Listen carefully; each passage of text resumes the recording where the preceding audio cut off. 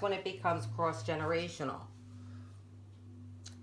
The child is enlisted in the parents' fight, and sometimes that's court battles, and sometimes it's just the fight of hatred. So bringing a child into that triangulation process interferes with their development because the parent views the child as a supportive peer. The parent says, oh, I can get the child on my team like they're a teammate. That's not right to do to a child. Your child is someone who you should be on their team. You should be supporting them. You don't pull a child up from their innocence of childhood into the adult world of craziness and bitterness and unforgiveness. That is very, very wrong. It's very damaging to a child. It interferes with their development, and as I said, views the child as a supportive peer, rather than the child that they should be.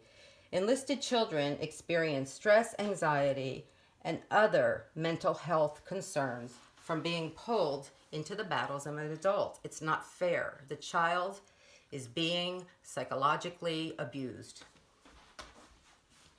How and why would anyone want to damage, deny, or destroy the normal relationship their child has with one of their parents? Who would decide the child doesn't need to love and be loved by their parents? What type of parent would make a child would want to make a child to unlove their one parent and whole family they love? I mean, think about that. There's somebody in your child's life that wants to make them not love their Grammy and their pawpaw and their grandpa and their grandma or whatever they might be called. I had a friend who called her grandmother Baci. They were Polish. Can you imagine what it takes for a person to want to make a child not love the family that loves them anymore? You have a family who wants to give them love and hugs and kisses and birthday cards and birthday gifts. You have people, adults, loving people in their life that want to support that child and be part of that child's life. Every child deserves a lot of people to love them.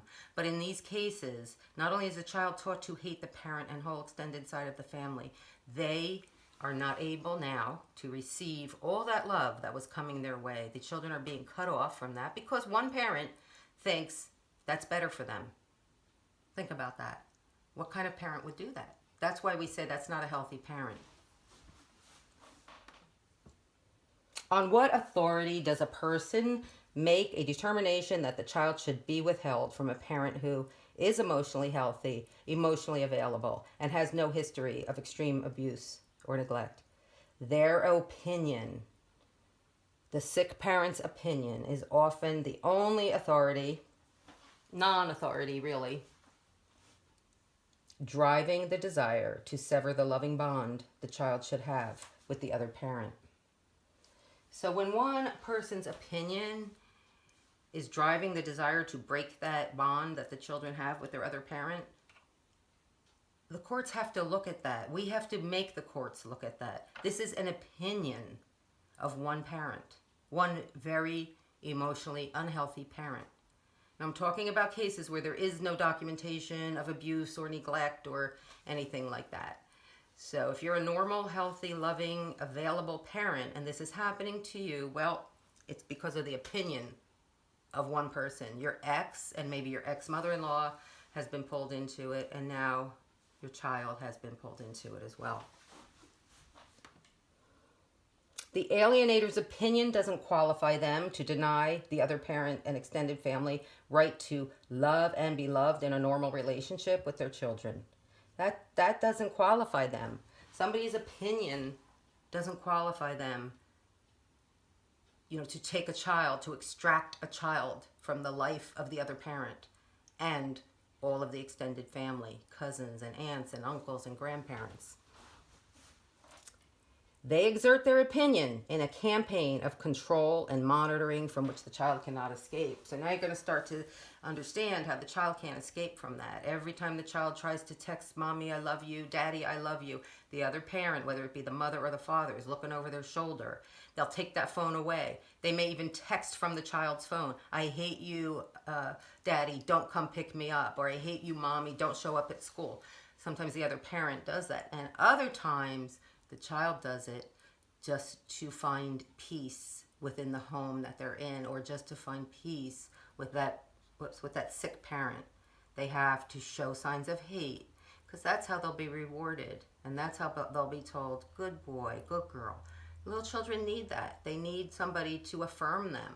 And these sick parents do not affirm them, and they do not validate their feelings for the healthy, loving parent and extended family. So it's very, very, very sad and very pathogenic. Children who hate a parent are psychologically abused and indoctrinated by their own parent, often with the help of a coalition of grandparents, step-parents, and others. Parents capable of coercing a child to unlove their other parent are not emotionally healthy or normal and usually display border cystic traits. Okay, border cystic traits is a name that I made up because I don't want to go too far into psychological diagnoses because I'm not a psychologist. But the behaviors of borderline and narcissistic parents or people are displayed in these parents. Okay, they're showing signs of borderline and narcissistic. So I made up the term border cystic. And there's several things, several of the traits that are going to be displayed that we're going to go into a little further. And I'm just going to call it border cystic splitters. That's how I'm going to refer to these parents. Splitting is one of the traits, but there's many. Splitting is one, but there's, zero empathy. There's double binds. There's all kinds of other tricks and mind control, actions that they're putting on the child. But anyway, it's only a unhealthy parent that would do this to a child. And we're going to see quotes from many experts. If the child shows any affection toward you, the healthy, loving parent, okay, if they show any affection toward you and the other parent sees it, or they don't reject you with enough display, then the full force of psychological cruelty that is capable from the narcissistic and borderline parent will be turned on the child. The child will have to endure daily hostility, rejection, contempt, and torment, irrational rules, irrational punishments, anger, rejection, guilt. It's hard to accept that this is happening to your child, but this is a direct quote from Dr. Craig Childress. Dr. Childress is one of the leading experts in this whole syndrome. It's actually not a psychological syndrome. It never made it into the DSM, and that's why the term parental alienation syndrome especially, is still met with a lot of controversy. So we try not to use that term so much. He calls it attachment-based parental alienation because it has its roots in the attachment systems, which is a psychological term, of the sick parent. Usually they've had a real wound themselves. Maybe they were adopted. Maybe they were neglected. Maybe they were abused.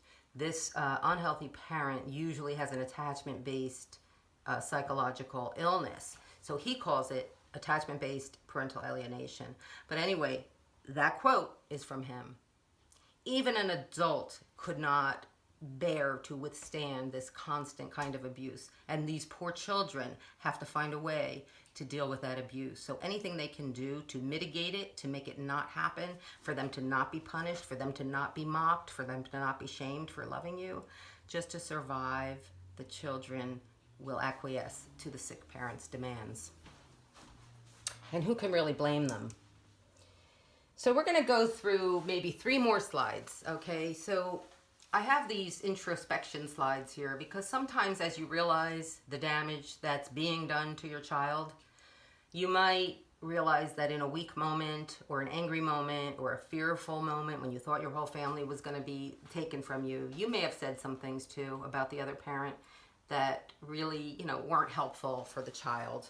So you might recognize that you participated in some of the behaviors that put your child in the middle at a time when your heart was breaking and your family was falling apart. You might feel regret, embarrassment, feel ashamed, or be angry at yourself for not recognizing what was being done to your child by others and not being able to intervene and save your child, or not seeing that your child was in an abusive relationship. So whether it was something that you wish you could have saved your child from the other person and you feel regret about that, or it's something that you might have contributed to and you're only realizing it now, or maybe even you knew it at the time, but sometimes when you're starting to learn about the damage that's done to a child, it's normal to say, oh my gosh, I did some of that too.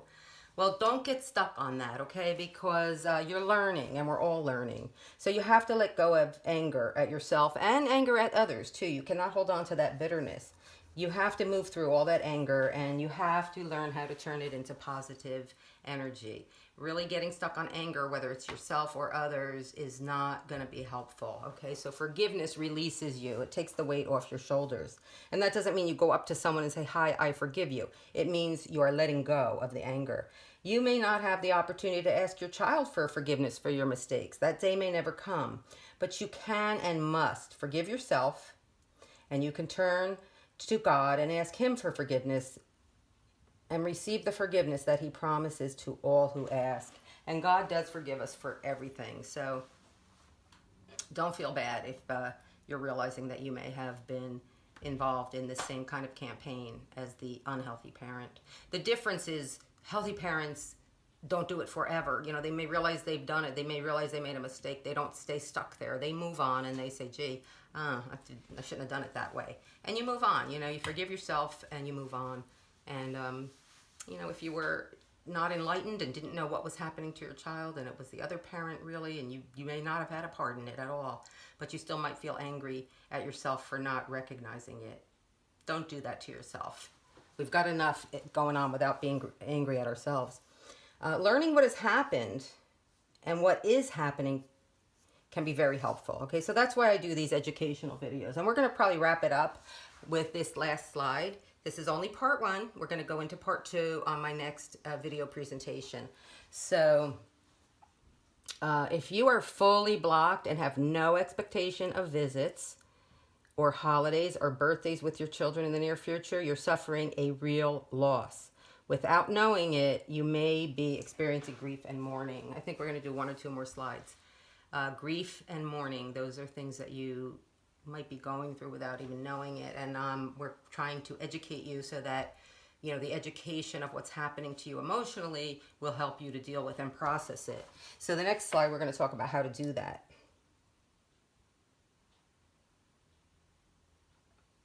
You may need to process your grief by learning and going through all the phases in a mindful, knowing way. Grief share groups are available in churches, and that's actually the name of it. Grief Share is an organization. Now they're usually dealing with grief of someone whose life is lost and they're gone.